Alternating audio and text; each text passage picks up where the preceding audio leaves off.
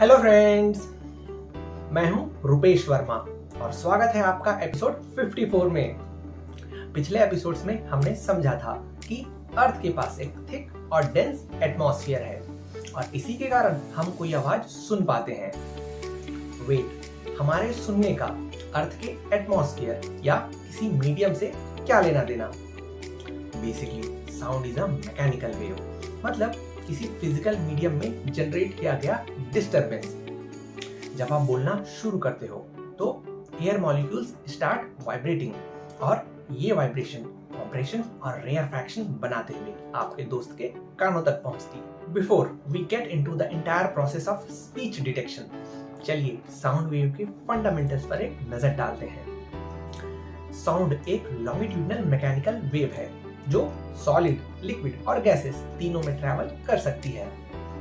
Wave propagation के दौरान particles एक सेकंड में जितने नंबर ऑफ ऑसिलेशंस पूरा करते हैं उसे साउंड वेव की फ्रीक्वेंसी कहा जाता है।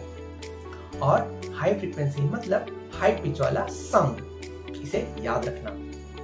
इक्विलिब्रियम पोजीशन से पार्टिकल के मैक्सिमम डिस्प्लेसमेंट को एम्पलीट्यूड कहा जाता है, which determines the loudness of the sound. जितना ज्यादा एम्पलीट्यूड उतना louder sound. Next, travelling wave का वो रीजन जहां पार्टिकल की डेंसिटी और प्रेशर ज्यादा होता है उसे कॉम्प्रेशन, और बिल्कुल इसका उल्टा, ट्रैवलिंग वेव का वो रीजन जहां पार्टिकल की डेंसिटी कम और प्रेशर भी कम होता है उसे रेयरफैक्शन कहा जाता है। Now let's talk about the speed of sound.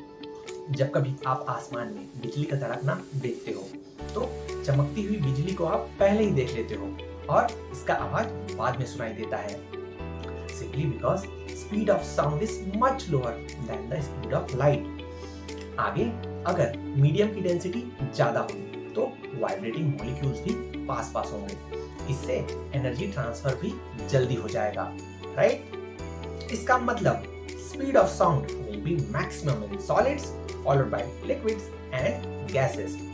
चलिए इस लॉजिक को थोड़ा और एक्सटेंड करके देखते हैं। At high temperatures molecular vibration भी हाई होता है, विच इंप्लाइज टेम्परेचर बढ़ने से स्पीड ऑफ साउंड भी बढ़ता जाएगा। बिल्कुल सही बात है। इनके अलावा एक्सपेरिमेंट्स में ऐसा देखा गया है कि मीडियम के प्रेशर और ह्यूमिडिटी या मटेरियल के केस में उसकी इलास्टिसिटी बढ़ने से स्पीड ऑफ साउंड में सिग्निफिकेंट इंक्रीमेंट होता है। That's cool. चलिए आगे बढ़ते हैं उन साउंड वेव्स की ओर जो हमारे कानों तक पहुंचती है और जिन्हें हम सुन पाते हैं। हम इंसानों के लिए ऑडिबल फ्रीक्वेंसी रेंज 20 हर्ट्ज से 20,000 हर्ट्ज तक वेरी करता है। हमारे कान इन्हीं फ्रीक्वेंसी रेंज के साउंड वेव्स को डिटेक्ट कर पाते हैं, और अगर इससे ऊपर या नीचे फ्रीक्वेंसी वाले साउंड वेव्स प्रोड्यूस हुए तो व्हाट अबाउट दैट? वो साउंड वेव्स जिनकी फ्रीक्वेंसी 20 हर्ट्ज से कम होती है उन्हें इंफ्रासाउंड कहा जाता है। एलिफेंट्स, राइनोस, जिराफ, यहाँ तक कि ब्लू व्हेल्स भी इंफ्रासाउंड का इस्तेमाल करके कम्युनिकेशन करते हैं। इसके बारे में हमें कोई आइडिया नहीं है। नेक्स्ट, वो साउंड वेव्स जिनकी फ्रीक्वेंसी 20,000 हर्ट्ज से ज्यादा होती है उन्हें अल्ट्रासाउंड कहा जाता है। इसके प्रैक्टिकल एप्लीकेशंस के बारे में आपने जरूर सुना होगा। अल्ट्रासाउंड इमेजिंग को मेडिकल डायग्नोसिस के लिए और इंडस्ट्रियल स्केल पर अल्ट्रासोनिक फ्लॉ डिटेक्शन के लिए इस्तेमाल किया जाता है। आपको पता है, अल्ट्रासाउंड को चमगादड़ बहुत ही स्मार्टली रात में शिकार करने के लिए इस्तेमाल करते हैं। इसे इकोलोकेशन कहा जाता है।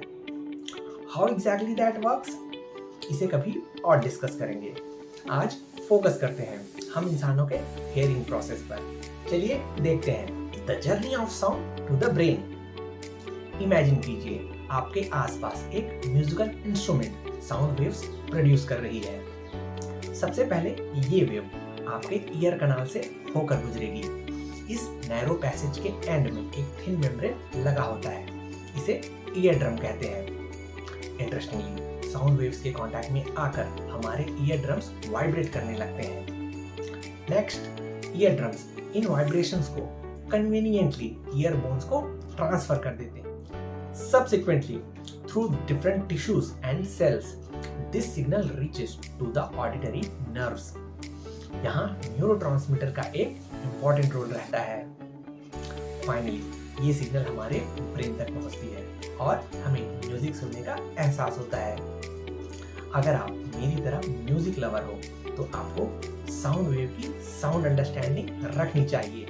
चलिए आगे बढ़ते हैं। अभी तक हमने समझा कि human ears are sensitive to hear different levels of sound frequency, और अगर साउंड सोर्स की फ्रीक्वेंसी में कोई भी चेंज हो तो उसे आप आसानी से नोटिस कर लोगे।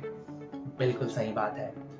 अब मान लीजिए आप एक रेलवे प्लेटफॉर्म पर खड़े हो और एक ट्रेन हॉर्न बजाते हुए आपकी ओर चली आ रही है। जैसे जैसे ट्रेन आपके पास आता जाएगा, आप हॉर्न के पिच या साउंड की फ्रीक्वेंसी को बढ़ता हुआ नोटिस करोगे।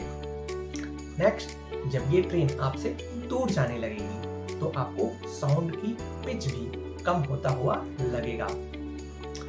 आपको पता है, इस तरह जब कभी सोर्स और ऑब्जर्वर के बीच रिलेटिव मूवमेंट हो तो साउंड वेव या किसी और वेव के फ्रीक्वेंसी में अपरेंट चेंज को डॉपलर इफेक्ट कहा जाता है। एंड यू नो, हमारे स्टार्स और गैलेक्सीज जो लाइट वेव्स एमिट करती हैं, उनकी फ्रीक्वेंसी में चेंज को डिटेक्ट करके आप स्टार्स और गैलेक्सीज के मूवमेंट की भी स्टडी कर सकते हो। That's fascinating, right? आपको आज का एपिसोड कैसा लगा मुझे कमेंट करके जरूर बताएं।